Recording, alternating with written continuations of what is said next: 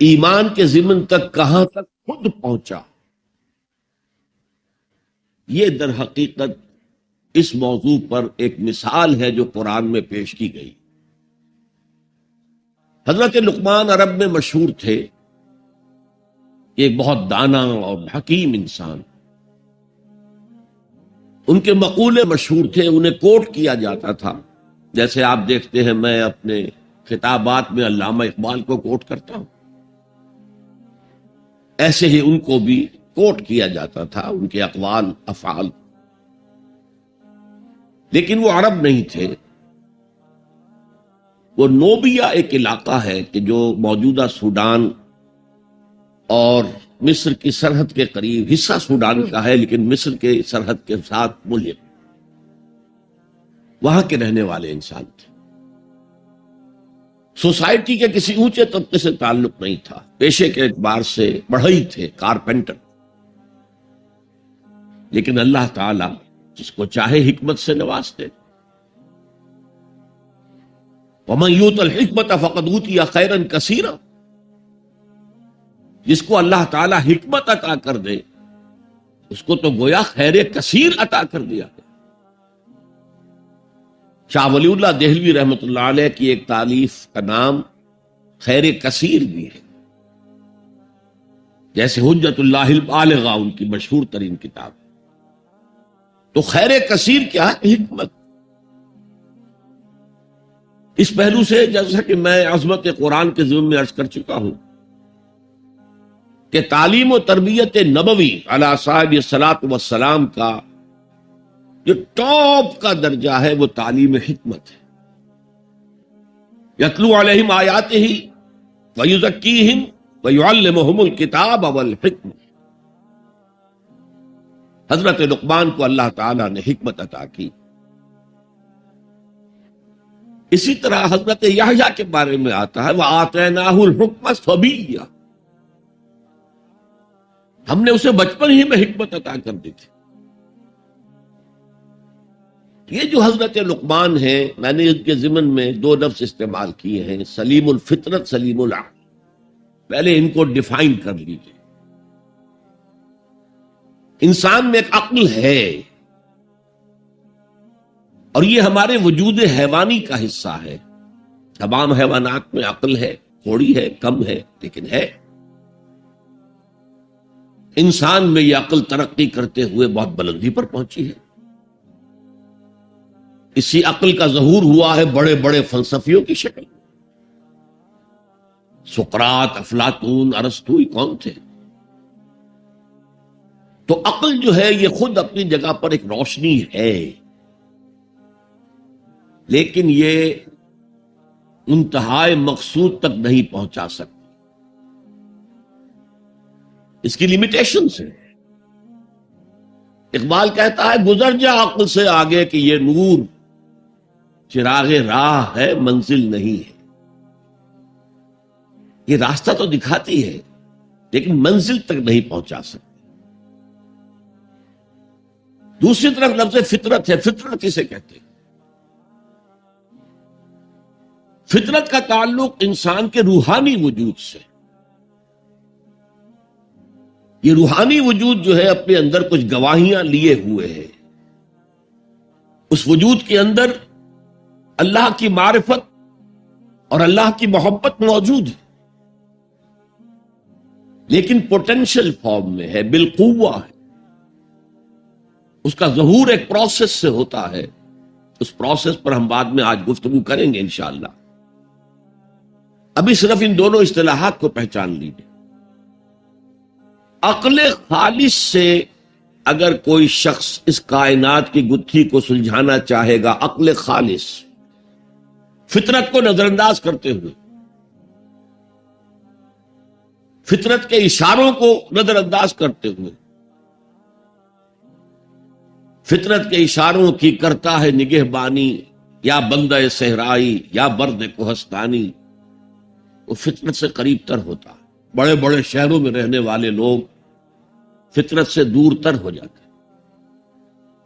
بہت سے لوگوں کو آسمان دیکھنے کا موقع نہیں ملتا، اگر جا رہے ہیں دفتر کار میں جا رہے ہیں، اوپر چھت ہے، نکلتے ہی اندر گھس گئے، باہر نکلے ہیں فوراً بیٹھ کے کار، گھر میں آئے ہیں اپنے فلیٹ کے کسی مالے پر پہنچ گئے، وہاں کہاں آسمان نظر آئے۔ تو جتنا جتنا تمدن آگے بڑھا فطرت سے دور ہوتا چلا گیا، لیکن اس فطرت کے اندر جو شہادت مضمر ہے وہ ایک بہت بڑی حقیقت ہے۔ اب اگر تو یہ دونوں چیزیں، فطرت کے اشارات اور عقل کی رہنمائی، دونوں کے نتیجے میں، دونوں کے امتزاج سے جو شے وجود میں آئے گی اس کا نام حکمت ہے، اور جو عقل خالص سے جو شے وجود میں آئے گی وہ فلسفہ ہے۔ قرآن مجید نے فلسفے کا لفظ استعمال نہیں کیا، عقل خالص اور خالص منطق کے نتیجے میں انسان جہاں تک پہنچتا ہے اسے فلسفہ کہہ سکتے ہیں۔ اور یہ فلسفے جو ہیں، میں نے کسی موقع پر شاید عرض کیا ہے کہ ویسے تو بے شمار ہیں، ایگزسٹانشلزم ہے اور امپیریلزم ہے اور میٹیریلزم ہے اور ریئلزم ہے اور آئیڈیلزم ہے، نمانٹیکلزم، لاجیکل پازیٹیوزم ہے برٹرینڈ رسل کا، لیکن یہ دو بڑی بڑی کیٹیگریز میں تقسیم ہے۔ ایک یہ خیال ہے کہ اس کائنات کی اصل بنیاد کچھ آئیڈیاز پر ہے، یہ آئیڈیلزم کہلاتا ہے، یہ افلاطون اس کا بانی ہے اور اس کی شاخیں ہیں۔ ایک یہ کہ نہیں، اصل وہ نہیں، تصورات نہیں، اصل یہ کائنات ہے، یہ ریئل ہے، یہ ریئلزم کہلاتا ہے، اسی کی شاخیں ہیں، امپیریلزم، میٹیریلزم، لاجیکل پازیٹیوزم وغیرہ وغیرہ۔ عقل خالص جو ہے اس کے بارے میں نوٹ کر لیجئے کہ اس کی آخری انتہا یا سکیپٹسزم ہے، ارتیابیت، شک، ہر طرح شک، ہر چیز کے بارے میں شک، اور یا پھر ایگنوسٹسزم ہے، لا ادریت، کہ ہم نہیں پہچان سکتے، اس حقیقت کا علم حاصل کر ہی نہیں سکتے، وہاں تک ہماری رسائی ہو ہی نہیں سکتی، لا ادری، میں نہیں جانتا، تو لا ادریت، ایگنوسٹسزم، یا ارتیابیت، ریب سے بنا شک، اور اس سے بنا ہے سکیپٹسزم۔ اصل میں اگر عقل سفر کرے فطرت کی رہنمائی میں، دونوں کے امتزاج سے ایک یقین پیدا ہو، بعض حقائق تک انسان خود پہنچ جاتا ہے، پھر ان حقائق کی جب پرزور تائید ہوتی ہے کسی نبی کے پیغام کے ذریعے تو فوراً لبیک کہتا ہے، جیسے کہ پہلے سے منتظر بیٹھا تھا۔ دیکھنا تقریر کی لذت کے جو اس نے کہا، میں نے یہ جانا کہ گویا یہی میرے دل میں تھا، وہ ایسے آتا ہے، والہانہ آتا، جیسے ابو بکر صدیق آئے۔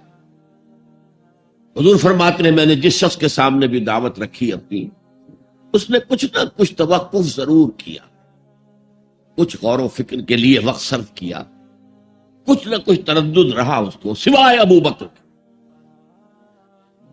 کہ میں نے جیسے ہی اس کے سامنے دعوت رکھی اس نے فوراً تصدیق۔ اس کی وجہ کیا ہے؟ وہ ان مقامات پر خود پہنچ چکے تھے اپنی عقل اور فطرت کی رہنمائی میں، تبھی تو تصدیق کر سکتا ہے، ورنہ کتنی بڑی بات ہے، میں اللہ کا رسول ہوں، مجھے مانو، ایمان لاؤ مجھ پر۔ لیکن یہ کہ اگر اندر وہ کچھ موجود ہے پہلے سے، جس بات کی دعوت دے رہے ہیں، تو اس کی تصدیق میں کوئی دیر نہیں لگے گی۔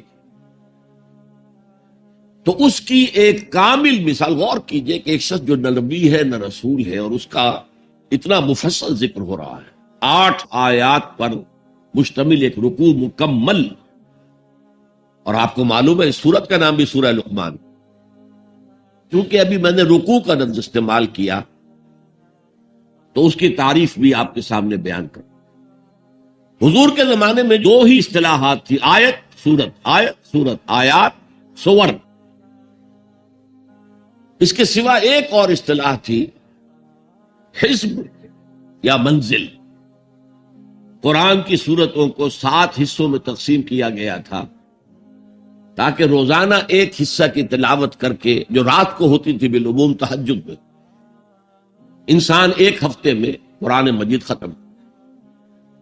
یہ 3 اصطلاحات تو ہیں دور نبوی کی: آیات، سور، سورتیں، اور احزاب یا منزلیں۔ یہ چوتھی اصطلاح آئی ہے رکوع، یہ صحابہ کے دور کے بعد۔ بڑی صورتوں کو اس لیے رکوعوں میں تقسیم کیا گیا کہ ایک رکوع کو ایک رکعت میں پڑھ لیا جائے۔ رکعت رکوع کے ساتھ ہے۔ آپ کو معلوم ہے جسے جماعت میں رکوع مل گیا اس کی رکعت ہو گئی، اس کی رکعت جو ہے وہ پوری ہے۔ ظاہر بات ہے کہ سورہ بقرہ جو ہے پوری ایک رکعت میں پڑھنا تو ممکن نہیں ہے عام انسان کے لیے، لہذا اسے تقسیم کیا گیا رکوعوں میں۔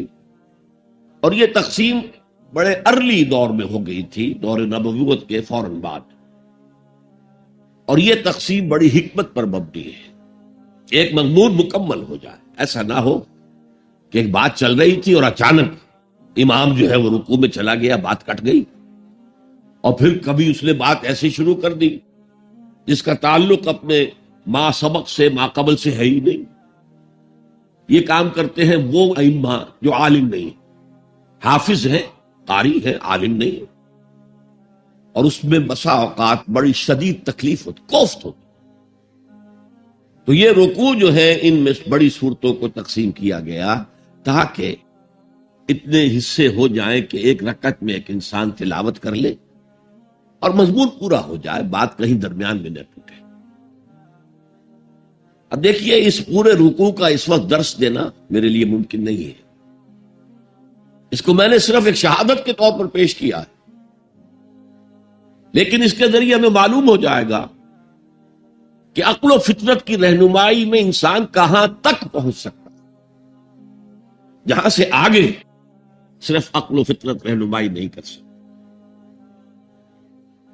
فرمایا وَلَقَدْ آتَيْنَا لُقْمَانَ الْحِكْمَةَ أَنِ اشْكُرْ لِلَّهِ، ہم نے لقمان کو حکمت عطا کی تھی کہ کر شکر اللہ۔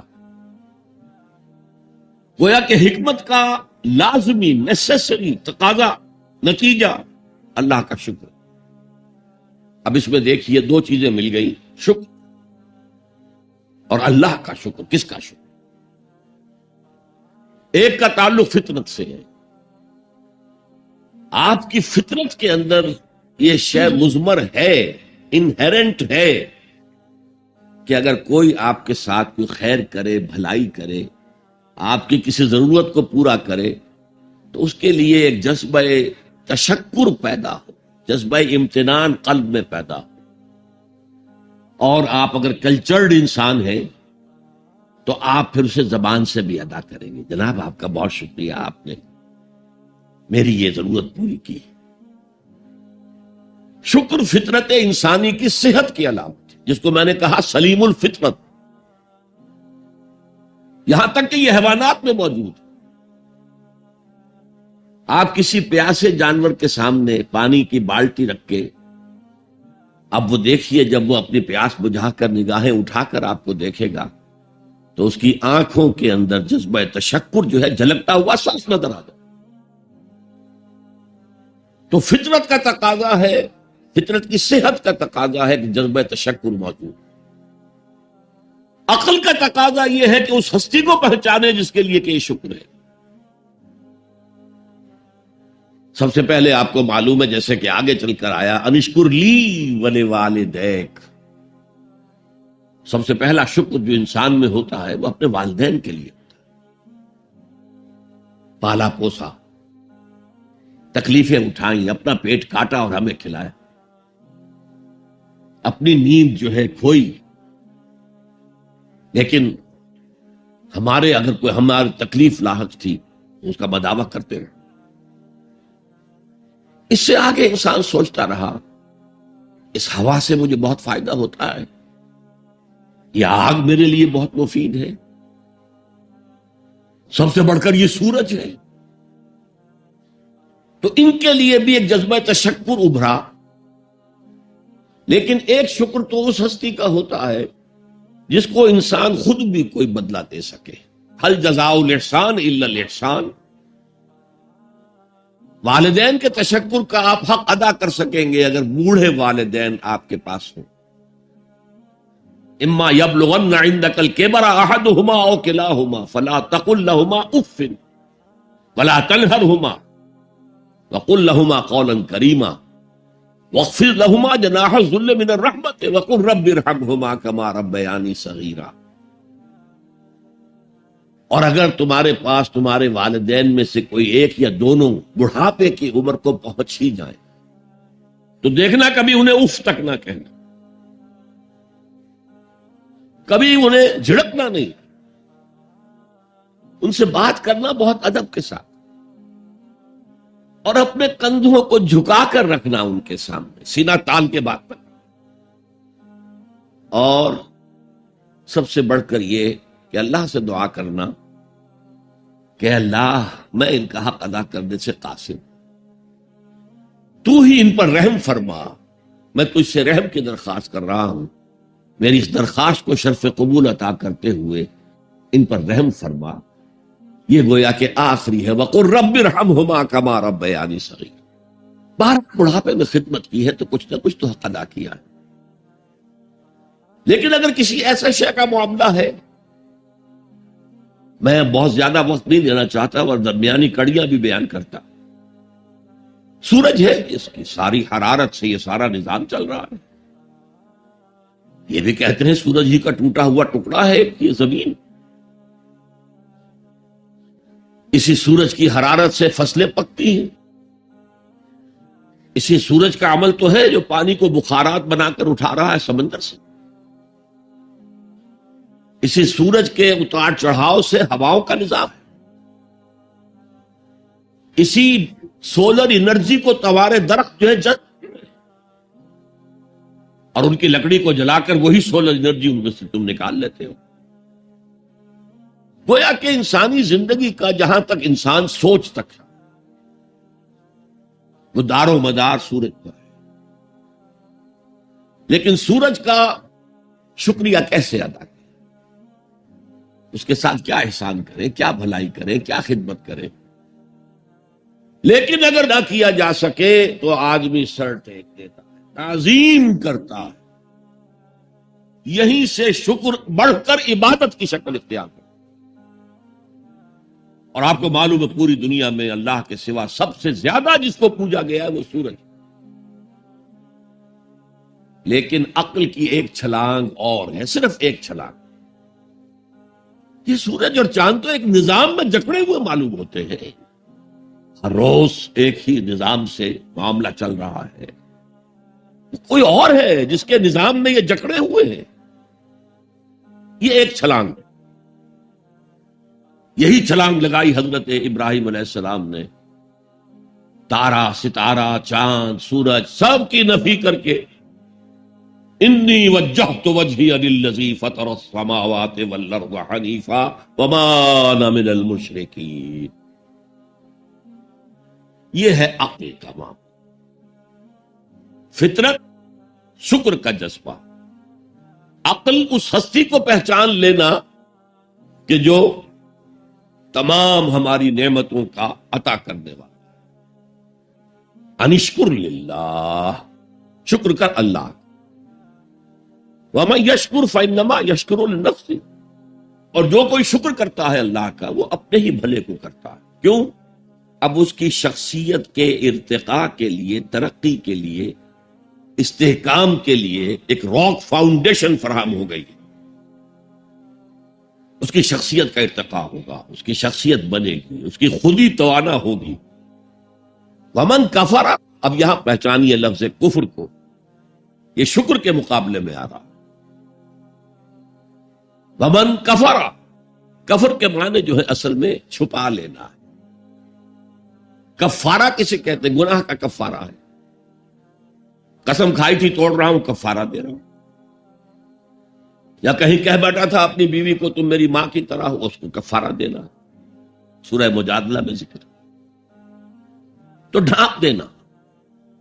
یعنی فطرت سے ابھرنے والے اس جذبے کو روک دینا، جذبہ تشکر کو دبا دینا،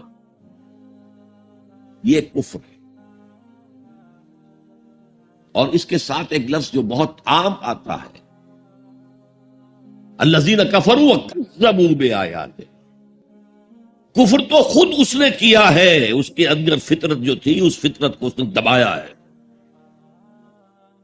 سیکنڈریلی جب رسول کی دعوت سامنے آئی ہے، آیات سامنے آئی، ان کا انکار کیا ہے، تکذیب کی۔ یہ دو چیزیں ایک نہیں ہے، ہم مانی نہیں ہے۔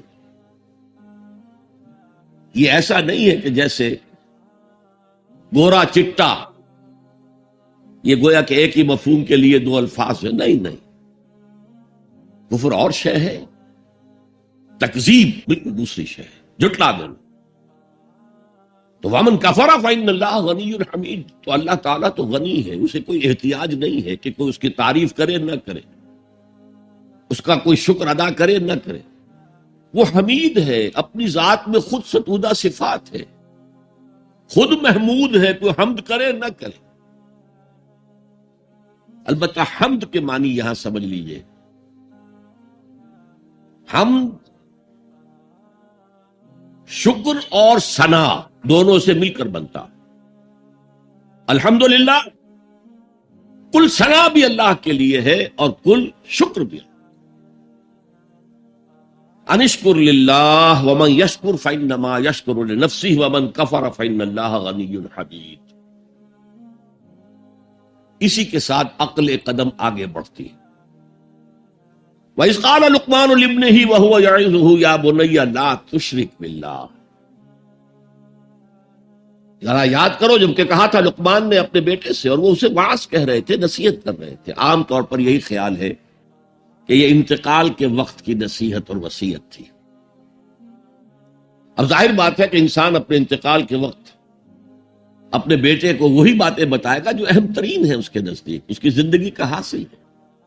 دولت مند شخص اپنے دولت کا حساب بتائے گا، کہاں کہاں کس کس شکل میں ہے۔ حکیم انسان کے لیے اس کی حکمت ہی اس کا اصل خزانہ ہے، دولت ہے۔ تو اس حکمت کا خلاصہ اور لب لباب ہے جو حضرت لقمان منتقل کر رہے ہیں اپنے بیٹے کو۔ کسی کو اقبال نے کہا تھا کہ یہی ہے متاع فقیر، میرے قافلے میں لٹا دے اسے، لٹا دے ٹھکانے لگا دے اسے۔ میرے پاس جو حکمت ہے، جو بھی میں نے قرآن سے اخذ کی ہے حکمت، یہی کچھ ہے۔ ساقی متاع فقیر، اس اے ساقی متاع فقیر یہی کچھ ہے، میرے قافلے میں لٹا دے اسے، لٹا دے ٹھکانے لگا دے اسے۔ اب حضرت لقمان کیا کہہ رہے ہیں؟ پہلی وصیت، پہلی نصیحت، اللہ کے ساتھ شرک نہ کرنا۔ یہ بھی عقل کا تقاضا ہے۔ یہ پورا نظام کائنات کا اتنا مرکزیت لیے ہوئے ہے، اس کے اجزاء آپس میں اس طرح مربوط ہیں کہ یہاں کنٹرول کسی ایک ہی ہستی کا چل سکتا ہے، دو کا نہیں۔ دو کا ہوگا لفسدتا، اللہ کے سوا بھی کوئی الہ ہوتا تو کائنات میں فساد ہو جاتا۔ ایک کی مرضی یہ ہے، دوسرے کی یہ ہے۔ قرآن میں یہ بھی آیا ہے کہ پھر ہر جو الہ اور ہر خالق اپنی شے لے کے علیحدہ ہو جائے گا۔ ایک ہستی ہے جو اس کائنات کو کنٹرول کر رہی ہے، ایک ذہن ہے جو اس کائنات میں کار فرما ہے، ایک حکمت ہے جو اس پوری کریشن کی پشت پر ہے۔ ایک قل هو اللہ احد، یہ ہے حکمت کا دوسرا نتیجہ عقل کے اعتبار سے۔ لا تشرک باللہ، اب یہاں میں شرک کی اقسام نہیں بیان کر سکتا۔ ان الشرک لظلم عظیم، یقیناً شرک بہت بڑی زیادتی ہے، بہت بڑا ظلم ہے۔ ظلم کسے کہتے ہیں؟ عربی میں اس کو کہتے ہیں وضع شیء فی غیر محلہ، کسی شے کو اس کے اصل مقام سے ہٹا دینا۔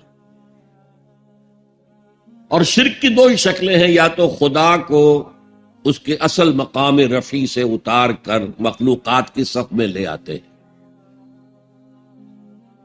اس میں کوئی احتیاج ثابت کر دیتے ہیں، یا جیسے تورات میں اس کے جو بھی مرتبین تھے اس کی تباہی کے بعد 587 قبل مسیح میں تورات تباہ ہو گئی تھی. اس کے کچھ 100 سال بعد کچھ لوگوں نے اپنی یادداشتوں سے مرتب کی ہے. وہ ہے اس وقت تورات کے نام سے جو دنیا میں ہے، اصل تورات نہیں ہے. اس کے جو مرتبین ہیں انہوں نے یہ بھی لکھ دیا ہے کہ حضرت یعقوب کی اور اللہ کی کشتی ہوئی اور حضرت یعقوب نے اللہ کو پچھاڑ دیا.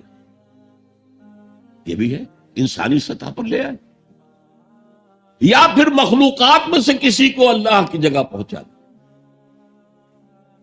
دونوں جو ہے ظلم، یعنی وضع شے فی غیر محل، شے کو اس کی اصل حقیقت سے، اصل جگہ سے، اصل مقام سے، اصل مرتبے سے ہٹا دینا. ان الشرک لظلم عظیم.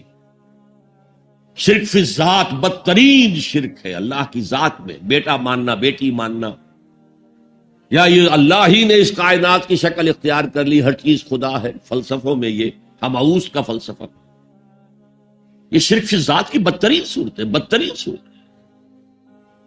پھر شرک فی صفات ہے. بدقسمتی سے ہماری زبان میں الفاظ، صفات کے لیے جو الفاظ ہیں وہ مشترک ہیں اللہ میں اور مخلوق میں. اللہ موجود ہے، ہم بھی موجود ہیں. اللہ علیم ہے، ہم بھی علیم ہے. عالم ہے، علامہ بھی ہے، علامہ. یہ جو اشتراک لفظی ہے اس سے بھی مغالطے پیدا ہو. اللہ کی جملہ صفات اس کی ذاتی ہے، قدیم ہے جیسے اس کی ذات قدیم ہے، اور غیر انتہائی ہے، لامحدود ہے. جبکہ مخلوقات کی ہر صفت عطائی ہے، اللہ کی دی ہوئی ہے، ذاتی نہیں ہے، محدود ہے، لامحدود نہیں ہے. اور جیسے اس کا وجود حادث ہے اس کی صفت بھی حادث ہے. یہ فرق اگر ملحوظ رہے تب تو آدمی بچ جائے گا شرک فی صفات سے، ورنہ گڑبڑ ہو جاتا. پھر شرک فی الحقوق، اللہ کا حق ہے کہ اس کی بندگی کی جائے، اس کا حکم مانا جائے، اس کا قانون نافذ کیا جائے، اس کی حاکمیت تسلیم کی جائے. اس میں اگر آپ آ کر شریک ہو گئے، ہم خود حاکم ہیں، حاکمیت جمہور، سلطانی جمہور کا آتا ہے زمانہ، جو نقش کہن تم کو نظر آئے مٹا دو. شرک ہے. فرعون خدائی کا دعویٰ کر کے عظیم ترین شرک کا ارتکاب کر رہا. نمرود نے خدائی کا دعویٰ کیا، عظیم ترین شرک کا ارتکاب کر رہا. یہ شرک کی میں نے 3 موٹی، اس میں تفاصیل ہیں بہت. تو اس قال لقمان لابنہ وہو یعظہ یا بنی، اب بنیہ کو نوٹ کیجئے، اے میرے چھوٹے سے بچے. اس کا یہ مطلب نہیں ہے، یہ پیار سے ہے. والدین کے لیے بیٹے جوان ہو جائے تب بھی بچے ہی رہتے، وہ محبت ان سے اسی طرح کرتے ہیں جیسے چھوٹے بچوں سے کرتے. تو یہ اس میں تصغیر ہے، یا بنی، اے میرے چھوٹے سے بچے، لا تشرک باللہ، اللہ کے ساتھ شرک مت کیجو، ان الشرک لظلم عظیم، شرک بہت بڑا ظلم ہے. ووصینا الانسان بوالدیہ. اب حضرت لقمان کی نصیحتوں کا سلسلہ توڑ کر بیچ میں اللہ ایک وصیت خود اپنی کر رہے ہیں یا اس کا اثبات کر رہے ہیں. اور ہم نے وصیت کی ہے انسان کو اس کے والدین کے بارے میں. یہ بھی فطرت انسانی میں ہے، والدین کا شکر ادا کرنا، والدین کے حقوق تسلیم کرنا، ماننا، ان کی خدمت کرنا. بچپن میں انہوں نے انگلی پکڑ کر تمہیں چلایا تھا، اب ہو سکتا ہے بوڑھے باپ کو انگلی پکڑ کر آپ کو چلانا پڑے. تو اس کو اپنی طرح منسوب کیا. کیوں؟ اگر حضرت لقمان کہتے تو اس میں ذرا جھجک والی بات تھی کہ اپنے حقوق اپنے بچے کو بتا رہے ہیں. اللہ نے مضمون کی تکمیل کے لیے ووصینا الانسان بوالدیہ. اس سے پہلے سورہ عنکبوت میں آیا ہے ووصینا الانسان بوالدیہ حسنا. ہم نے انسان کو وصیت کی ہے والدین کے حق میں بھلائی کی، نیک سلوک کی. اچھا، والدین میں سے والدہ کا معاملہ والد کے مقابلے میں بہت بڑا. والد تو آپ کو معلوم ہے جو بھی ایک تعلق ہوا بیوی سے، اس کے بعد کا جو سارا معاملہ ہے وہ تو ماں کے پیٹ میں، ماں کا خون چوس کر وہ بچہ پل رہا ہے.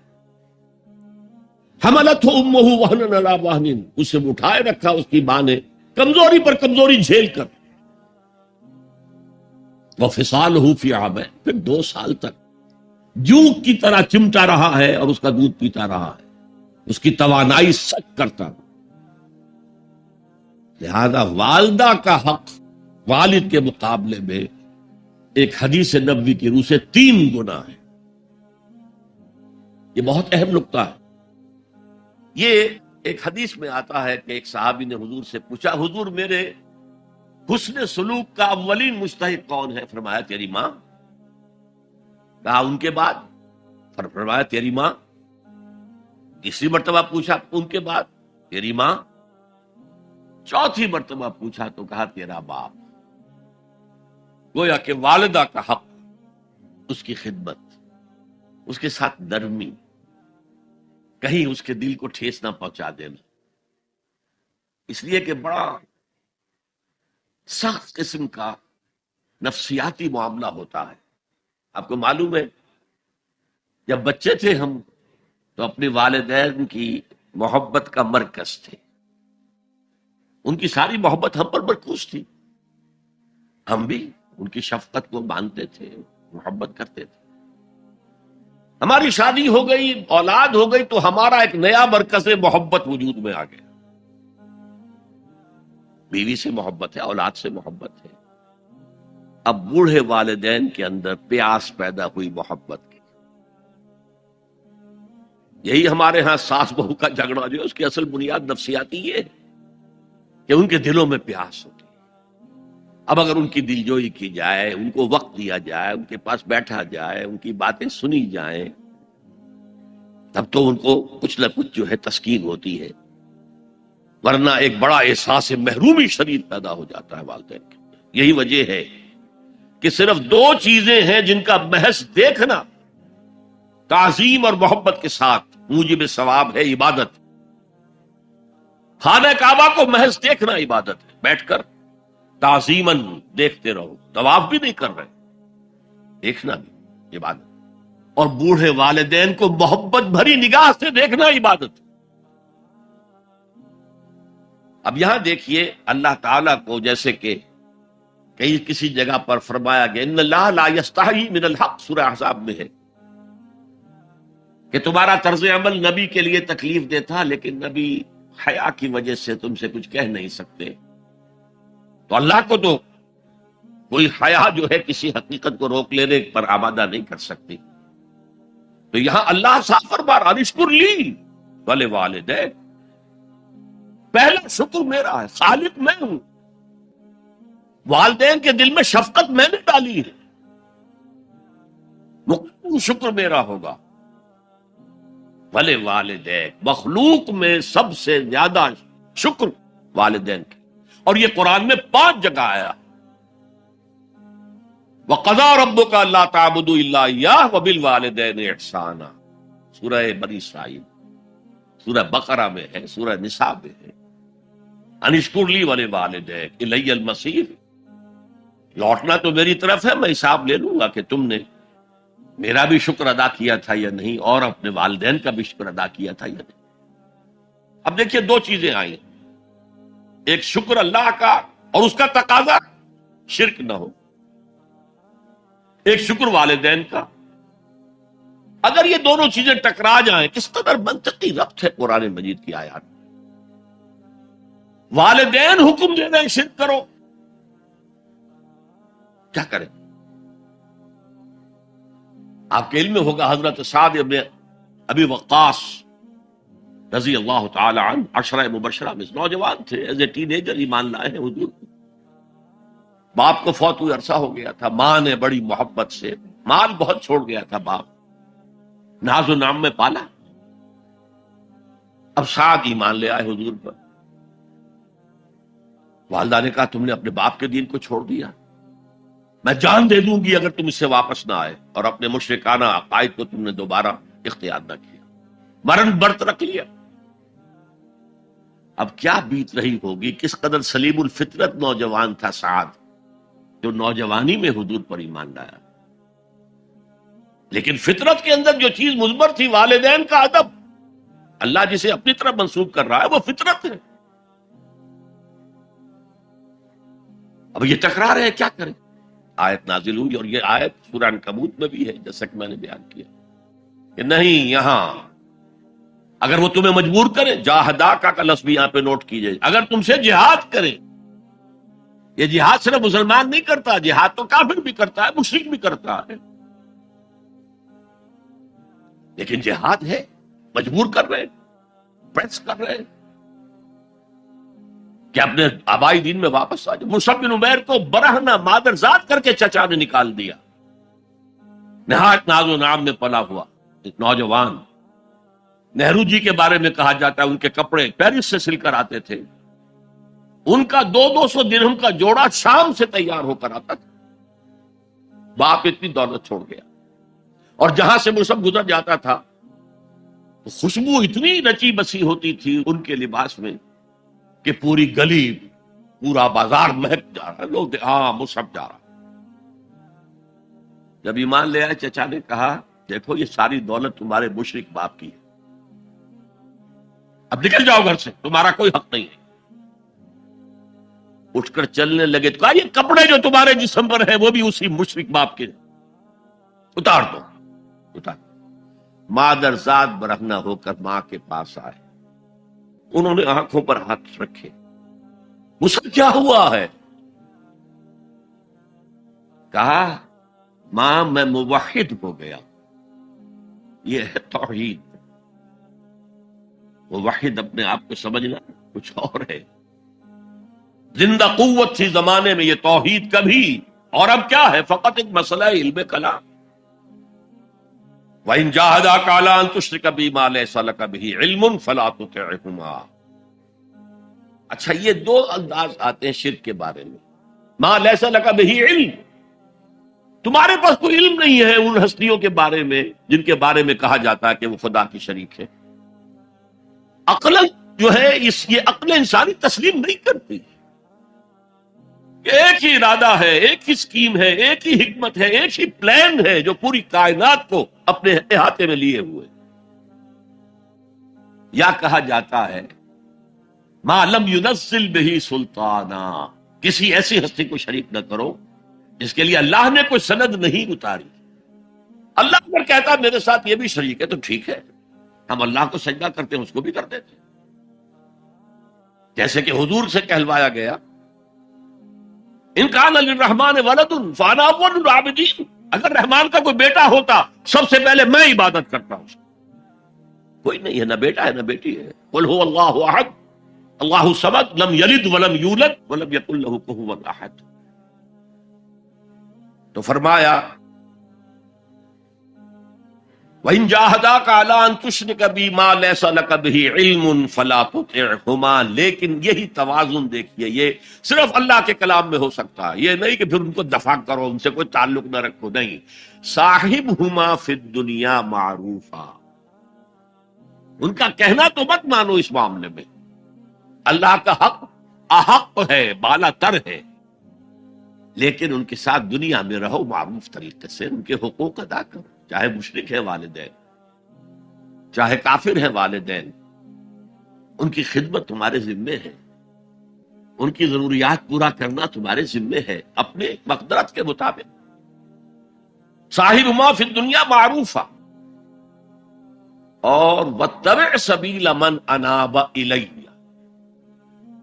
پیروی والدین کی ضروری نہیں ہے، اطاعت والدین کی لازمی نہیں ہے.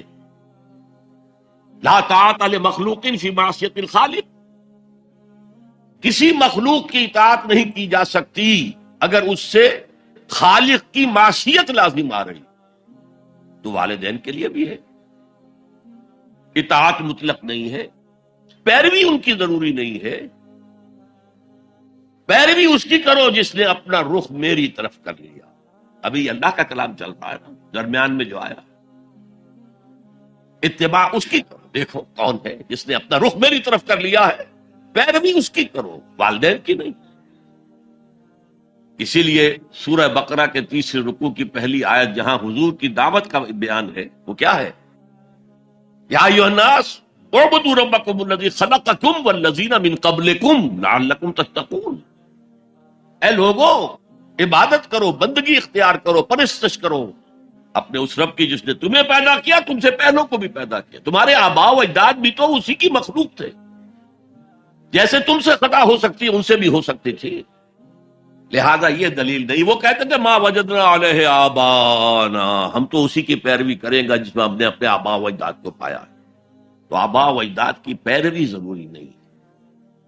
وَاتَّبِعْ سَبِيلَ مَنْ أَنَابَ إِلَيَّ ثُمَّ إِلَيَّ مَرْجِعُكُمْ، پھر میری ہی طرف تم سب کو لوٹنا ہے۔ فَأُنَبِّئُكُمْ بِمَا كُنتُمْ تَعْمَلُونَ، پھر میں گنتی کر کر کے نبأ تنبیہ پوری طرح بتا دینا، آگاہ کر دینا۔ ایک تنبیہ ہے، وارن کرنا، ایک تنبیہ ہے، یہ ہے خبر دے دینا پوری طریقے سے، وضاحت کے ساتھ، نبأ سے ہے۔ فَأُنَبِّئُكُمْ بِمَا كُنتُمْ تَعْمَلُونَ، جو کچھ کے عمل تم کرتے رہے۔ اب اس کے بعد پھر حضرت لقمان کی نصیحت، یا بنی انہا ان تک مثقال حبۃ من خردل، اے میرے بچے، انہا اس میں عمل کا معاملہ ہے، عمل سیئہ ہو یا حسنہ ہو، ہا کی ضمیر مؤنث آئی ہے، انہا نیکی ہو یا بدی ہو، انہا ان تکو مثقال حبۃ من خردل، اگر وہ رائی کے دانے کے ہم وزن بھی ہو، پھر وہ نیکی یا بدی، فتکن فی صخرۃ، کسی چٹان کے پیٹ میں گھس کر کیا گیا ہو، او فی السماوات، یا فضاؤں میں کیا گیا ہو، خلاؤں میں کیا گیا، او فی الارض، یا زمین کے پیٹ میں کیا گیا ہو، یات بہ اللہ، اللہ اسے لے آئے گا۔ کائے کے لیے لے آئے گا؟ جزا و سزا کے لیے لے آئے۔ انسانی اعمال میرے بیٹے یہ جان لو ضائع ہونے والی چیزیں نہیں، ان کے بدلے نکلیں گے، ان کے نتائج نکلیں گے، ان کے بدلے مل کر رہے۔ چھوٹی سی چھوٹی چیز میں رائی کے دانے کے ہم وزن بھی ہو، مثقال ثقل سے پڑا ہے، ثقل کہتے ہیں بوجھ کو، تو اگر وہ رائی کے دانے کے ہم وزن بھی ہوگا تو کہیں نہیں چھپے گا۔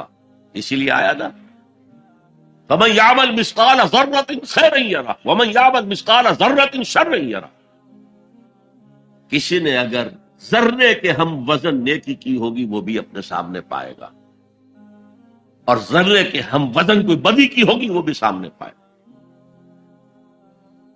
ان اللہ لطیف خبیر، یقیناً اللہ تعالی لطیف ہے، باریک بین ہے، اور خبیر ہے، باخبر ہے ہر شے سے باخبر۔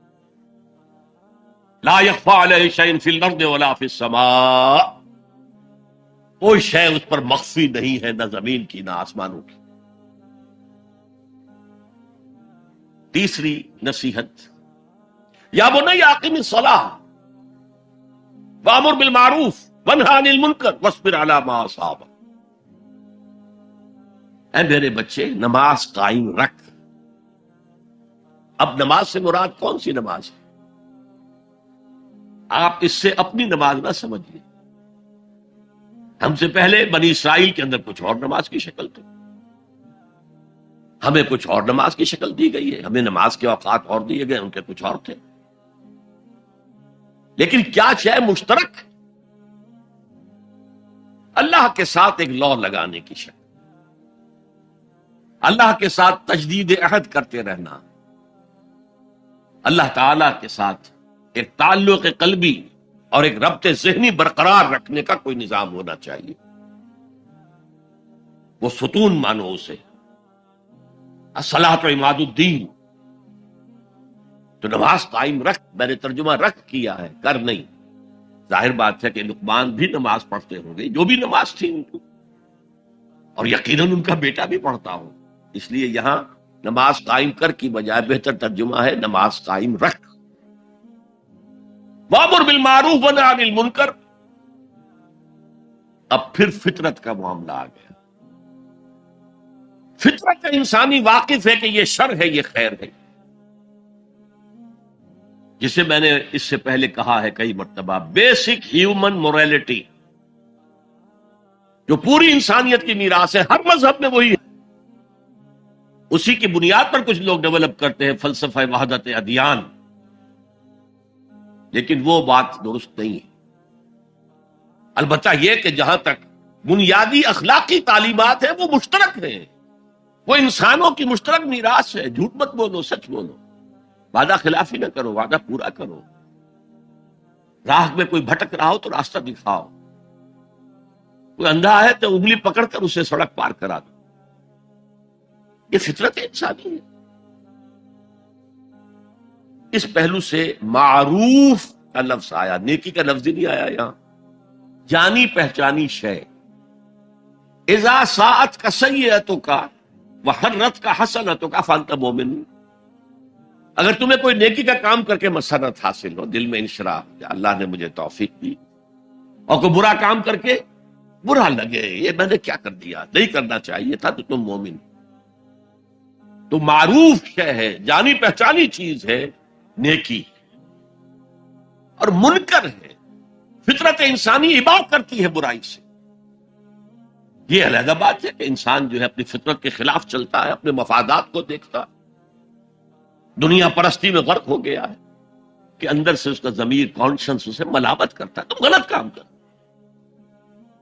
پھر آیا بر میں ہم دیکھ سکے وہ اپنے آپ کو سیٹسفائی کرنے کے لیے کہتا ہے میں فلاں فلاں نیکی کا کام بھی تو کر رہا ہوں، تو اتنا مضطرب کیوں ہے؟ تو یہ سارا معاملہ معروف منکر، یا بنی اقم الصلاۃ وامر بالمعروف وانہی عن المنکر، اے میرے بچے نماز قائم رکھیو۔ انتقال کے وقت کی یہ وصیت ہے، اور نیکی کا حکم دیتا رہے، معروف شے کا پرچار کریے۔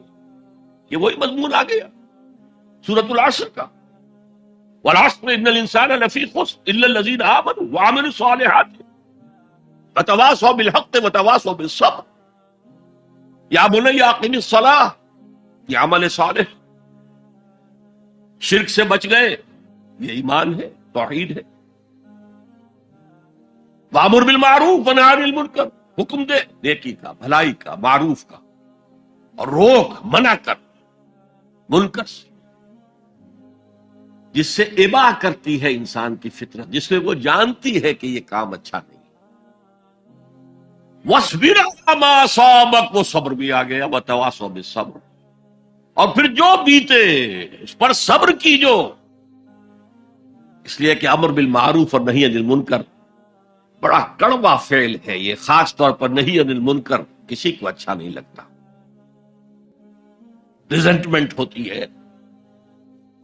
بچے بھی جیسا کہ میں عرض کر چکا ہوں، اگر آپ کہہ دیں بھئی یہاں مت کھیلو، یہ کھیلنے کی جگہ نہیں ہے، تو پھر اکثر و بیشتر اپنی عزت سلامت لے کر گھر جانا ممکن نہیں ہوگا۔ اور جو سب سے بڑا حق ہے، یہ زمین، یہ کائنات اللہ کی ہے، وہ اس کا حاکم ہے، اس کی حاکمیت نہیں کرو۔ تو جو خدا بنے بیٹھے ہوں اپنی حاکمیت کا سکہ چلا رہے ہیں، وہ برداشت کریں گے؟ یہ دیکھیے عیسائیت میں یہ تصور موجود ہے، آخر ہے تو حضرت عیسیٰ نبی تھے نا، اللہ کے رسول تھے۔ ان کی جو سورہ فاتحہ ہے، جیسے ہماری نماز کی کوئی رکعت نہیں ہو سکتی سورہ فاتحہ کے بغیر، اسی طرح لارڈز پریئر ہے ان کی جو سورہ فاتحہ کی جگہ ہے، اور اس میں یہ جملہ دائی kingdom come thy will be done on earth as it is in heavens۔ اے رب تیری حکومت آئے، تیری سلطنت آئے، جسے آسمانی بادشاہت بھی کہا گیا، اے رب تیری بادشاہی آئے، thy kingdom come thy will be done on earth، تیری مرضی زمین پر بھی اسی طرح پوری ہو as it is in heavens، جیسے آسمانوں میں پوری ہو رہی۔ پوری کائنات تو تیرے حکم کے آگے سر بسجود ہے، دنیا میں تیرے خلاف بغاوت ہو گئی، اے رب تیری حکومت یہاں بھی قائم ہو جائے، یہاں بھی تیری مرضی کے مطابق معاملات ہیں۔ اب اس میں ظاہر بات ہے ریزنٹمنٹ ہوگا، جو خدائی کا تخت جمائے بیٹھے ہوں، جن کے ویسٹڈ انٹرسٹ ہوں، جو اس معاشرے میں پریولیج کلاسز ہوں، وہ کبھی گوارا نہیں کریں گے تو یہ معمولی سی ریزنٹمنٹ کے ساتھ ساتھ بڑے سے بڑے ٹارچرز آئیں گے، سزائیں دی جائیں گی، مارا جائے گا، قتل کیا جائے گا، جیلوں میں بھرا جائے گا. لیکن فرمایا وَاصْبِرْ عَلَىٰ مَا أَصَابَكَ، جو بھی پڑے تم پر پھر جھیلو اور برداشت کر. إِنَّ ذَلِكَ مِنْ عَزْمِ الْأُمُورِ، یہ بڑے عظیمت کے کاموں میں سے ہے. بڑے عزم اور ہمت کی ضرورت ہے، اس کے لیے بڑی قوی قوت ارادی کی ضرورت ہے، بہت پختہ ڈٹرمینیشن کی ضرورت ہے. یہ معمولی باتیں نہیں ہیں.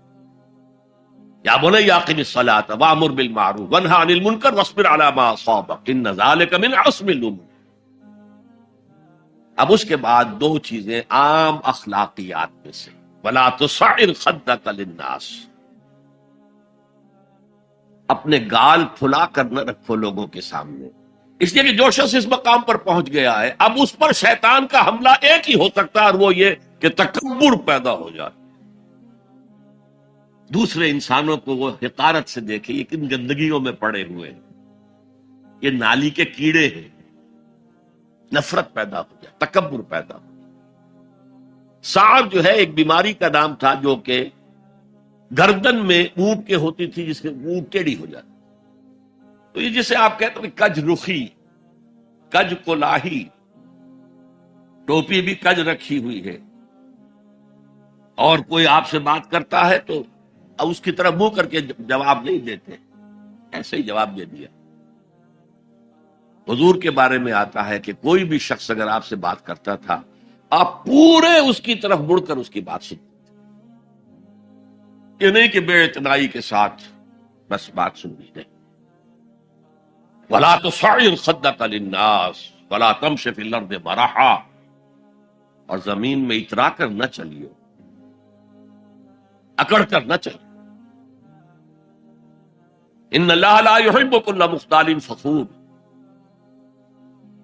یقیناً اللہ کو بالکل پسند نہیں ہے. مختال بنا ہے خیل سے، اختیال. گھوڑے کی چال میں ایک تمکنت ہوتی ہے،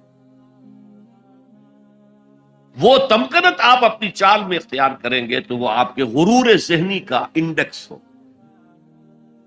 اندر کا غرور ظاہر ہوگا. اس چال سے، گھوڑے کی تمکنت والی چال، ولا تمشی فی الارض مرحا ان اللہ لا یحب کل مختال فخور. فخر کرنے کا، علم پر فخر ہو رہا ہے، تقوی پر فخر ہو رہا ہے، مال پر فخر ہو رہا ہے، اپنے سوشل سٹیٹس پر فخر ہو رہا ہے، اللہ کو پسند نہیں.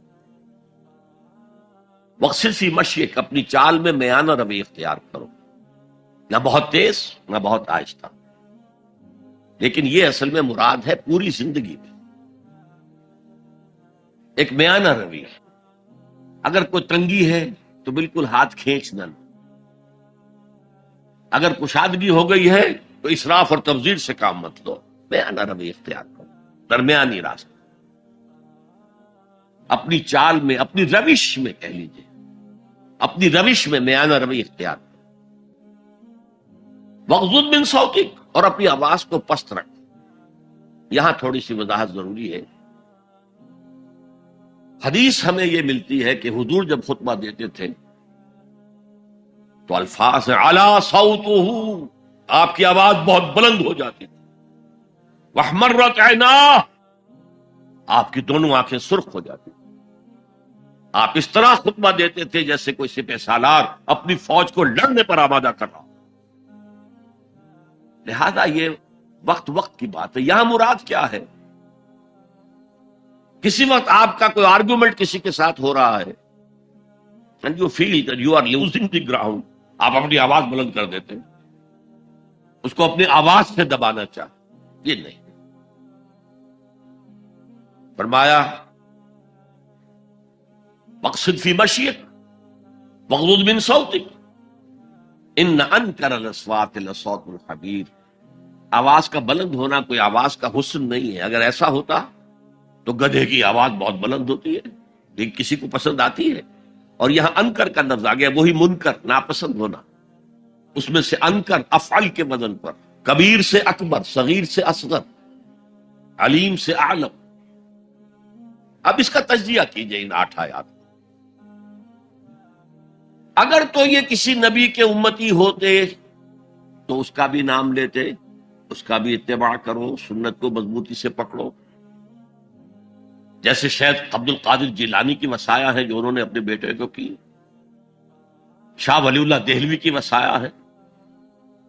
کسی نبی کے امتی ہوتے تو یہ کہتے، نبی ہوتے تو جو کتاب اتری ہوتی کہتے تمسک بالکتاب، دیکھنا مضبوطی سے پکڑے رکھنا کتاب. یا خذ الکتاب بقوہ وآتیناہ الحکم صبیا، کتاب کو مضبوطی سے تھا. اس کی کوئی یہاں تلقین نہیں ہے. اچھا، جزائے اعمال کے بارے میں تو کہا اعمال ضائع نہیں ہوں گے. انسانی اعمال نیکی کے ہوں بدی کے ہوں ان کا نتیجہ نکل کر رہے گا، لیکن یوم قیامہ، آخرت، وزن اعمال، جنت، دوزخ، جو امور صرف نبی کے ذریعے معلوم ہو سکتے ہیں ان میں سے کسی ایک کا بھی ذکر نہیں.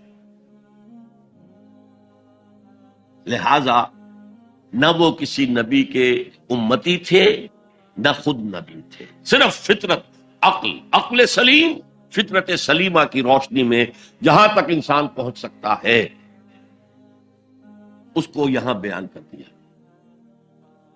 اب نوٹ کیجئے ایک نقطہ، سورہ فاتحہ جو ہماری نماز کا جزو لازم، اس میں یہی بات آپ کو ملے گی. ایسا شخص ہے جو پڑھ رہا ہے الحمدللہ، وہ کہہ رہا ہے حمد، الحمدللہ رب العالمین، کل شکر، کل ثنا اللہ کے لیے ہے جو تمام جہانوں کا رب ہے. الرحمن الرحیم، مالک یوم الدین، ایاک نعبد و ایاک نستعین. اب اہدنا الصراط المستقیم جو کہہ رہا ہے وہ کاہے کے لیے کہہ رہا ہے؟ یہ کس شخص کو ریپرزینٹ کیا جا رہا ہے؟ کون ہے یہ؟ کس کی دعا یہاں نقل کی جا رہی ہے؟ یہاں قل بھی نہیں ہے، ورنہ آخر میں قل اعوذ برب الفلق، قل اعوذ برب الناس، وقل رب زدنی علما، یہاں تو نہیں ہے. اور یہ پورے قرآن مجید کی ام الکتاب، الفاتحہ، الشافیہ، الکافیہ، ام الکتاب. اس کا اصل مخاطب نوٹ کیجئے، قرآن مجید کا اصل مخاطب وہ سلیم الفطرت اور سلیم العقل انسان، جن کے اندر نیکی بدی کا شعور بھی موجود ہو، جو نیکی کی راہ پر چلنا چاہیں اور بدی سے بچنا چاہیں. وہ جو یہاں آیا، پھر وہ اللہ سے عہد کر کے اللہ تیری ہی بندگی کریں گے، پرستش کریں گے. تیرا شکر کا حق یہی ہے کہ تیری بندگی کرے، تیرا ہر حکم مانے. البتہ یہ کام بہت مشکل ہے، زندگی کے ہر معاملے میں تیرا حکم ماننا آسان نہیں، لہذا تجھ ہی سے مدد چاہتے. ایاک نعبد و ایاک نستعین. جیسے کہ حضور ہر نماز کے بعد دعاؤں جو مانگتے تھے ان میں سے اللہم اعنی علی ذکرک و شکرک و حسن عبادتک، اے اللہ میری مدد فرما کہ میں تیرا ذکر کر سکوں، تیرا شکر ادا کر سکوں، کما حقوں کا، جیسا کہ تیرا حق ہے، اور حسن عبادت کا حق ادا کر سکوں. اب وہ ہدایت جو مانگی جا رہی ہے وہ انفرادی بھی معاملات ایسے ہوتے ہیں کہ جن میں انسان گھبرا جاتا ہے کہ یہ نیکی ہے یا بدی ہے. حضور نے فرمایا الحلال بین الحرام بین وبینہما مشتبہات.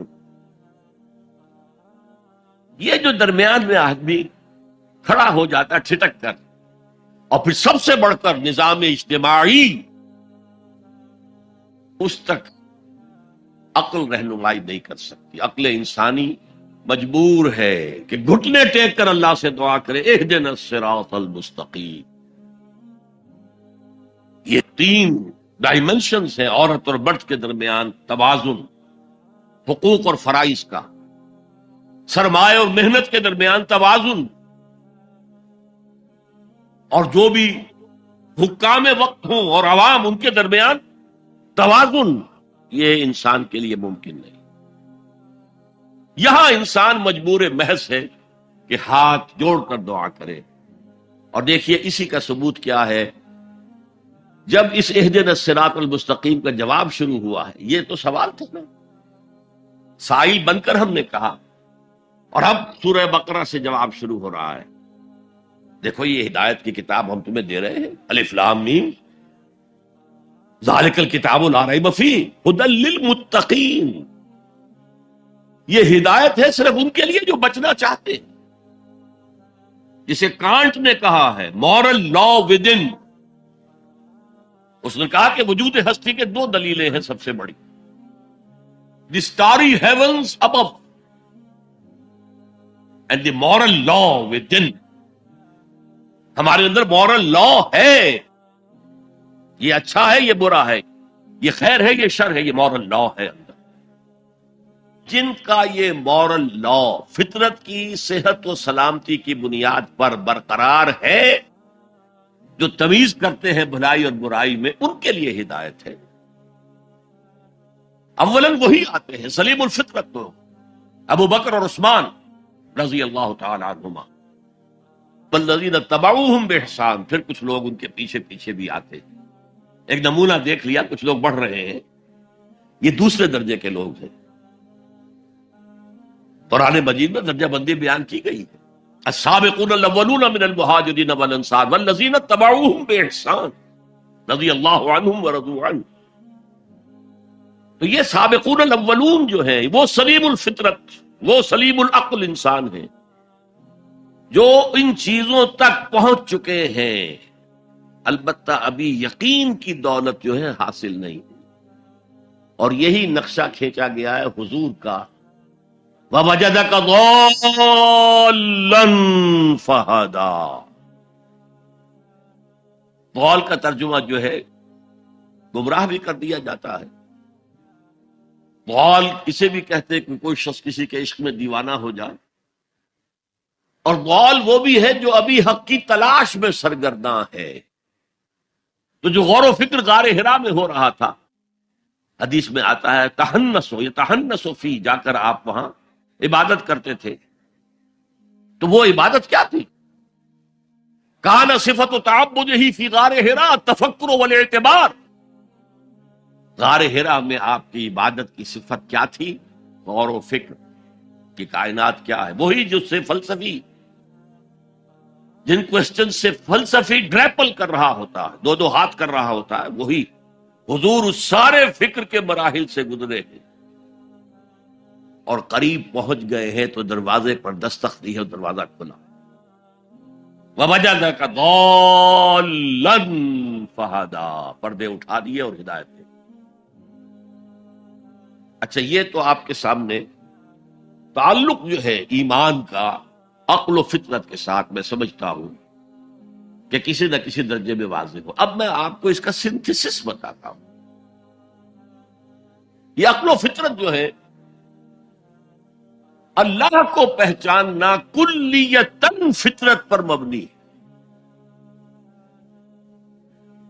انسان کی فطرت میں، اس کی روح میں اللہ کی معرفت، اللہ کی محبت موجود ہے،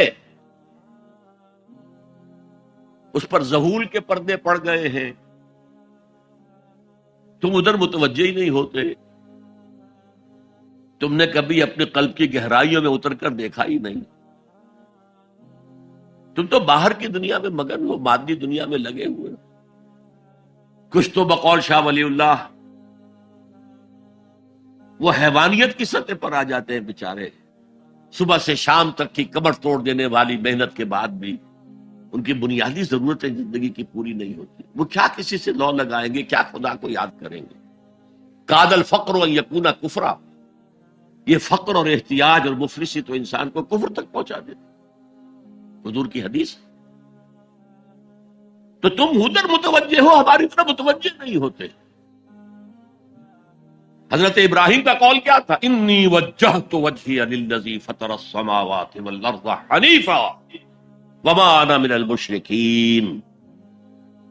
اور یہ نماز کا افتتاح بھی ہے، انی وجہت وجہی، میں نے اپنا رخ سیدھا کر لیا ہے اللہ کی طرف، حنیف یکسو ہو کر، دائیں بائیں کوئی میری توجہ نہیں جا رہی۔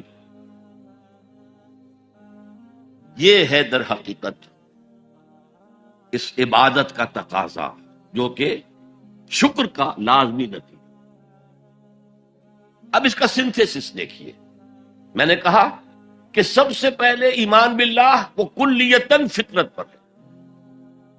اسی لیے کانٹ نے یہ ثابت کیا، ایک کریٹیک آف پیور ریزن اس کی کتاب، جس نے ہنگامہ پیدا کر دیا تھا پورے یورپ میں۔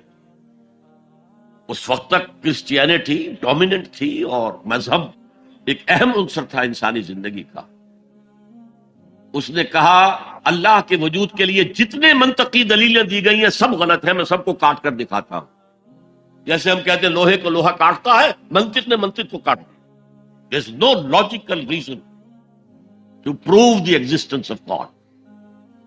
A critique of pure reason، میں نے کہا تھا پیور ریزن، عقل خالص جو فطرت سے رہنمائی نہیں لے رہی۔ وہ فلسفہ جو ہے اس کی منزل کیا ہے؟ ایگنوسٹسزم یا سکیپٹسزم، لادریت یا ارتیابیت۔ پھر اس نے ایک کتاب لکھی بعد میں، کریٹیک آف پریکٹیکل ریزن۔ اس نے کہا کہ عملی طور پر انسان اخلاق حسنہ اختیار کر ہی نہیں سکتا جب تک کہ خدا کو نہ مانے۔ یہ نیسیسٹی ہے انسان کو کہ مانے۔ علامہ اقبال نے اس کو تسلیم کیا ہے، کانٹ کے اس دعوے کو۔ وہ ان کی کتاب ہے reconstruction of religious thought in Islam, کہ کوئی منطقی دلیل خدا کے وجود کو ثابت نہیں کر سکتی۔ متکلمین نے کوششیں کی ہیں، لیکن دلیل دلیل کو کاٹ دیتی ہے، منطق منطق کا توڑ کر دیتی ہے۔ وہ صرف قرآن نے لفظ آیت استعمال کیا جو میں نے بیان کیا تھا۔ اس کائنات میں ہر شے اللہ کی نشانی ہے۔ جیسے آپ کو اپنے کسی دوست کی دی ہوئی کوئی شے دیکھتے ہی دوست یاد آ جاتا ہے، ایسے ہی آفاق و انفس میں اللہ کی نشانیاں، تمہارے اندر بھی اللہ کی نشانیاں۔ ذرا توجہ تو کرو، آفاق کو دیکھو، کھول آنکھ، فلک دیکھ، زمین دیکھ، فضا دیکھ۔ افلا ينظرون الى الابل كيف خلقت والى السماء كيف رفعت والى الجبال كيف نصبت والى الارض كيف سطحت فذكر انما انت مذکر۔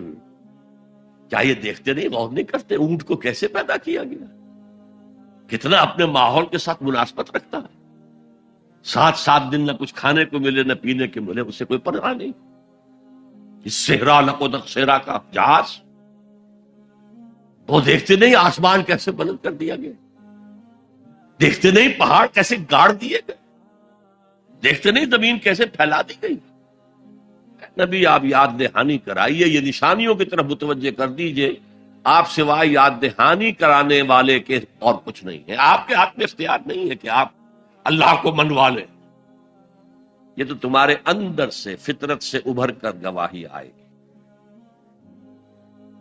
اب دیکھیے اس کے لیے آیت، جسے میں یہ قرآن مجید کی طویل آیات میں سے، جیسے آیت البر ہم نے پڑھی تھی، ان فی خلق السماوات والارض واختلاف اللیل والنہار والفلک التي تجری فی البحر بما ينفع الناس وما انزل اللہ من السماء من ماء فاحیا به الارض من بعد موتها وبث فیہا من کل دابۃ وتصریف الریاح والسحاب المسخر بین السماء والارض لآیات لقوم یعقلون۔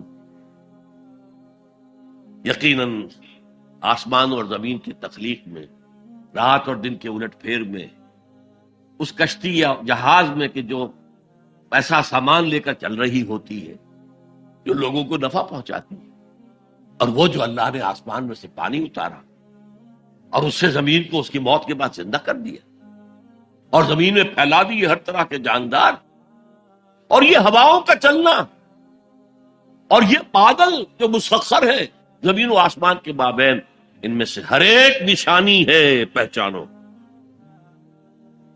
کیا مطلب؟ تم نے کسی مصور کی تصویر دیکھی، تعریف تصویر کی کرتے ہو یا مصور کی کرتے ہو؟ مصور کا کمال ہے، تصویر میں کیا ہے؟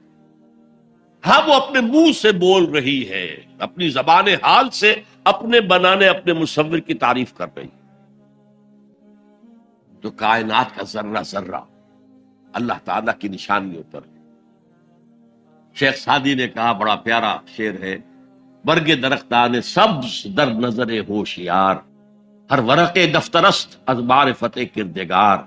یہ جو سبز درختوں کے پتے ہیں، ایک نگاہ ہوشیار جو کہ ان کی حقیقت کو پہچان سکے، اس کے نزدیک ہر پتا معرفت کردگار کا ایک بہت بڑا دفتر۔ اور آج ہمیں معلوم ہے ہر پتا ایک فیکٹری ہے، فوٹو سنتھسس کا عمل اس میں ہو رہا ہے، سورج کی انرجی کو جذب کیا جا رہا ہے۔ برگ درختان سبز در نظر ہوشیار، ہر ورق دفترست از معرفت کردگار۔ وہ جو آیت میں نے آپ کو سنائی اسے میں نے نام دیا ہے آیت الآیات۔ اتنی آفاقی آیات کسی اور آیت میں جمع نہیں کی گئی جتنا بڑا گلدستہ گیا۔ ان فی خلق السماوات والارض واختلاف اللیل والنہار والفلک التي تجری فی البحر بما ينفع الناس وما انزل اللہ من السماء من ماء فاحیا به الارض بعد موتها وبث فیہا من کل دابۃ وتصریف الرياح والسحاب المسخر بین السماء والارض لآیات لقوم یعقلون۔ دوسری طرف تمہارے اندر بھی ہے، سنوریہم آیاتنا فی الآفاق وفی انفسہم۔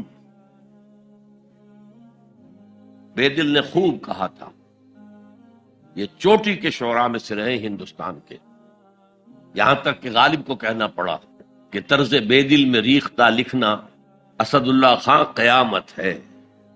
آسان نہیں ہے طرز بے دل میں اردو میں شاعری کرنا، وہ فارسی کے شاعر تھے۔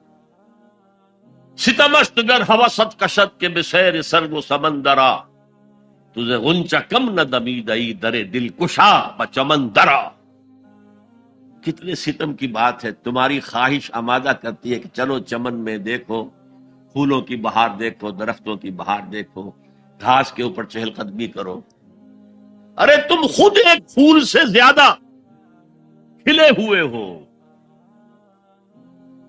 کبھی اپنے دل کا دروازہ کھول کر اس میں داخل ہو کر اپنے حسن معنوی کا مشاہدہ کرو۔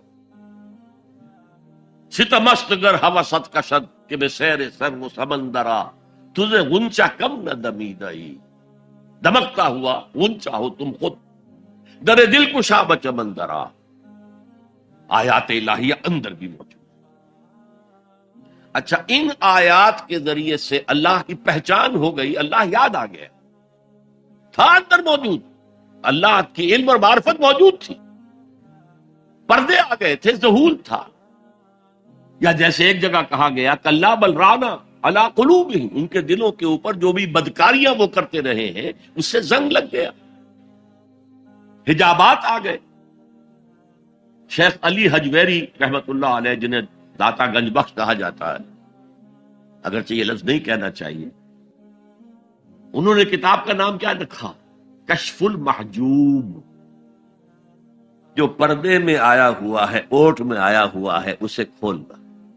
تم اوٹ میں ہو، تمہارے اندر موجود ہے اللہ کی معرفت۔ البتہ اس کا ایک نتیجہ یہ نکلنا چاہیے، اب تمہارے لیے محبوب ترین ہستی اللہ ہو جائے۔ چنانچہ اس کی اگلی آیت جو ہے اس پورے تصور کو، وَمِنَ النَّاسِ مَن يَتَّخِذُ مِن دُونِ اللَّهِ أَندَادًا يُحِبُّونَهُمْ كَحُبِّ اللَّهِ۔ لوگوں میں وہ بھی ہیں جو اللہ کے سوا کوئی مد مقابل گھڑ لیتے ہیں، پکڑ لیتے ہیں، اور ان سے وہ محبت کرنے لگتے ہیں جو اللہ سے کرنی چاہیے۔ اپنے نفسی کو معبود بنایا ہوا، دولت کو معبود بنایا ہوا، دولت پرست، سرپرست، نفس پرست، وطن کو معبود بنا لیا ہے، وطن پرست، قوم کو معبود بنا لیا ہے، قوم پرست، بہت چھلانگ لگائی تو انسان پرست یا انسان دوست، ہیومنزم، اور اس کو پوج رہے ہیں، اس کے لیے بھاگ دوڑ کر رہے ہیں۔ وَمِنَ النَّاسِ مَن يَتَّخِذُ مِن دُونِ اللَّهِ أَندَادًا يُحِبُّونَهُمْ كَحُبِّ اللَّهِ وَالَّذِينَ آمَنُوا أَشَدُّ حُبًّا لِلَّهِ۔ جو اللہ کو مان لیتے ہیں اور پہچان لیتے ہیں، ان کی شدید ترین محبت اللہ کے ساتھ ہے۔ یہ پہلا ہے ایمانیات کے ضمن میں فطرت کی بنیاد پر اللہ کا پہچاننا، عقل کی بنیاد پر پہچاننا وہ ہر شے پر قادر ہے، ہر شے کا جاننے والا ہے، اس کی حکمت کامل ہے، اس کائنات کو دیکھو اور پہچانو، اس کی قوت میں کہیں کوئی کمی نظر آتی ہے، اس کی حکمت میں کوئی کمی نظر آتی ہے، کوئی شے تم کر سکتے ہو پوائنٹ آؤٹ کہ یہ کام یوں نہ ہوتا، یوں ہوتا تو بہتر ہوتا؟ یہ عقل پھر پہچانتی ہے، لیکن اس کی ایگزسٹنس کے لیے یہ صرف ہماری اندرونی شہادت ہے۔ اب آگے چلیے، اس سے اگلا قدم ہے ایمان بالآخرہ۔ عجیب بات ہے یہ کہ یہ جو میں نے آیت الآیات آپ کو سنائی، یہ سورہ بقرہ کے 20ویں رکوع کی پہلی آیت ہے۔ دوسری آیت وہ ہے وَمِنَ النَّاسِ مَن يَتَّخِذُ مِن دُونِ اللَّهِ أَندَادًا يُحِبُّونَهُمْ كَحُبِّ اللَّهِ وَالَّذِينَ آمَنُوا أَشَدُّ حُبًّا۔ سورہ آل عمران سورہ بقرہ کا جوڑا ہے، اس کے بھی 20ویں رکوع کی آیت یہی ہے، لیکن مختصر، طویل تو آ چکی ہے بات وہاں، اب یہاں وہ مختصر ان فی خلق السماوات والارض واختلاف اللیل والنہار لآیات لأولی الالباب، یقیناً آسمان اور زمین کی تخلیق میں اور رات اور دن کے الٹ پھیر میں نشانیاں ہیں اولو الالباب، عقل مندوں کے لیے۔ لب کہتے ہیں کسی چیز کا اصل مغز، لب لباب، ہماری پوری گفتگو کا لب لباب یہ، تو انسان کے لیے عقل سب سے بڑی شے ہے۔ ہمارے حیوانی وجود کی سب سے اونچی شے کیا ہے؟ عقل۔ تو وہاں کہا تھا لآیات لقوم یعقلون، یہاں کہا لآیات لأولی الالباب، they are equal۔ القرآن یفسر بعضہ بعضا۔ اگلی آیت دیکھیے، اگلا قدم، اللہ کو پہچاننے کے بعد اس کو یاد رکھو، مستحضر رکھو، اور حقیقت زندگی، حقیقت انسان، اس کی الجھی ہوئی ڈور کو سلجھانے کی کوشش کرو، مزید تفکر کرو، غور کرو آسمانوں اور زمین کی تخلیق۔ الذین یذکرون اللہ قیاما وقعودا وعلی جنوبہم ویتفکرون فی خلق السماوات والارض ربنا ما خلقت ھذا باطلا۔ یہ عقل ہے، وہ لوگ جو اللہ کو یاد رکھتے ہیں، بیٹھے ہوئے بھی، کھڑے ہوئے بھی، لیٹے ہوئے بھی، ہر حال، اسی کو کہتے ہیں ذکر کثیر، واذکروا اللہ کثیرا لعلکم تفلحون۔ اللہ ذہن میں رہے، موجود رہے، مزید اس گتھی کو سلجھاؤ، کیونکہ تمہارے ڈور کا سرا ہاتھ میں آ گیا، الجھی ہوئی ڈور کا سرا ہاتھ میں نہ آئے تو وہ سلجھے گی نہیں، ایک سرا ہاتھ میں آ گیا تو اب آپ اس کو سلجھا لیں گے۔ وہ پہلا سرا ہاتھ میں آ گیا، اللہ، اب اس اللہ کو ذہن میں مستحضر رکھتے ہوئے یتفکرون فی خلق السماوات والارض، آسمانوں اور زمین کی تخلیق میں وہ تفکر کرتے ہیں، غور کرتے ہیں، اور سوچ بچار کرتے ہیں، گہرائی میں اترتے ہیں، تو ایک حقیقت ان پر منکشف ہوتی ہے، ربنا ما خلقت ھذا باطلا سبحانک فقنا عذاب النار۔ اے اللہ، تو نے یہ سب کچھ بیکار اور بے مقصد پیدا نہیں کیا، ہر شے میں حکمت ہے، ہر شے با مقصد ہے۔ سبحانک، تو پاک ہے اس سے کہ کوئی بے مقصد شے پیدا کرے یا کوئی بے مقصد کام کرے۔ بے مقصد کام کرنے والوں کو آپ کہیں گے پاگل ہے۔ ربنا ما خلقت ھذا باطلا، ایک اور جگہ آیا ہے عبسا، تو نے یہ عبث پیدا نہیں کیا ہے، بیکار پیدا نہیں کیا ہے، بے مقصد پیدا نہیں کیا، ہر شے نتیجہ خیز ہے، ہر شے کے نتائج نکلتے، گھاس کا تنکا بھی بغیر حکمت کے نہیں ہے۔ تو آپ غور کریں اس کائنات میں اس کا رول کیا ہے، گھاس کے تنکے کا بھی رول ہے۔ سبحانک فقنا عذاب، اس سے ان کا ذہن منتقل ہوتا ہے آخرت کی طرف اور آخرت کے عذاب کی طرف۔ کیوں، کیسے؟ اب یہاں فطرت اور عقل کا پھر امتزاج آپ دیکھیں گے۔ عقل نے فیصلہ کیا یہاں کوئی شے بے مقصد نہیں، نتیجہ خیز ہے۔ فطرت کہتی ہے نیکی نیکی ہے، بدی بدی ہے، اور ہونا تو یہ چاہیے کہ نیکی کا صلہ نیک ملے، اچھا ملے، بدی کا صلہ برا ملے، عقل کہتی ہے۔ لیکن دنیا میں ہم دیکھتے ہیں کہ نیکوکار حلال کھانے والے بمشکل سوکھی روٹی کھا سکتے ہیں، استثناءات ہیں لیکن عام معاملہ تو یہی۔ حرام خور، دھوکہ دینے والے، سودی کاروبار کرنے والے، ہیروئن کا کاروبار کرنے والے، منشیات کا کاروبار کرنے والے، انسان کے صفری جنسی جذبات کو بھڑکا کر آمدنی حاصل کرنے والے، وہ عیش کر رہے ہیں۔ تو اصول تو یہ ہے کہ گندم از گندم پہ رویت، جو سے جو، گندم سے گندم اگنی چاہیے، جو سے جو اگنا چاہیے۔ یہ کیا ہو رہا ہے؟ نیکوکاروں کو کیا ملا؟ نسل انسانی کا سب سے بڑا نیک انسان محمد صلی اللہ علیہ وسلم، اور کئی کئی وقت کے فاقے آتے تھے، ان کی نیکی کا کوئی صلہ دیا جا سکتا ہے دنیا میں سوائے اس کے کہ ان پر درود پڑھیں؟ اللہم صلی علی عبدک و نبیک و رسولک و خلیلک محمد و بارک وسلم، درود پڑھیں۔ اور بدترین انسانوں کو آپ کیا سزا دے سکتے ہیں؟ ہٹلر نے اگر خودکشی نہ کی ہوتی تو آپ اگر فورسپ سے لے کر اس کا ایک ایک رواں رواں نکالتے اور اس کے مسلز کا بھی ایک ایک جو ہے علیحدہ کر دیتے تو کیا اس کے جرائم کی سزا ہو جاتی؟ کروڑوں انسان قتل ہوئے، لاکھوں نہیں، پورا یورپ برباد ہوا، تباہ ہوا، خود اس کا ملک جو ہے وہ سب سے زیادہ تباہی کا جو ہے وہ نشانہ بنا۔ تو دنیا میں ہم نے جزا و سزا کا کچھ نظام قائم